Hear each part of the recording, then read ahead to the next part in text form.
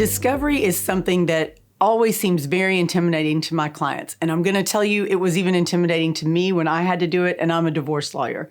But what it means is you're going to pull together a lot of information that explains to the lawyer on the other side who's representing your spouse what your financial situation looks like, what your health looks like, what you think your other spouse does right or wrong, and your spouse is going to be providing that same information to your attorney. This way the attorneys get the big picture. How many cars do you have? How many houses do you have? How many bank accounts are out there? We need to know what could be out there financially, but we also want to know other things. Who have you been talking to on Facebook?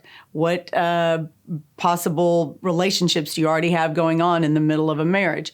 These are all questions that get asked in discovery. Discovery is expensive, and it is a difficult process for a lot of people. They just really hate having to sort of bare their soul to somebody. And once the written discovery part is done, we go further into depositions. Depositions are also part of discovery, where the lawyer gets to ask you questions about the answers you've given. And a lot of people don't like that either. I will just say that if you can answer very, very truthfully in your written discovery, we call them interrogatories and requests for production of documents, if you can be very truthful from the start, and that's what you ought to be in your divorce, then everyone has a good trust factor and can come up with, this is what the marital estate looks like. We don't have to worry about all the fault that's out there and dig in deep into a lot of ugly things if we can all just get to some numbers that make sense for everybody and a parenting plan, if you've got kids, that makes sense. So discovery can be cut short of depositions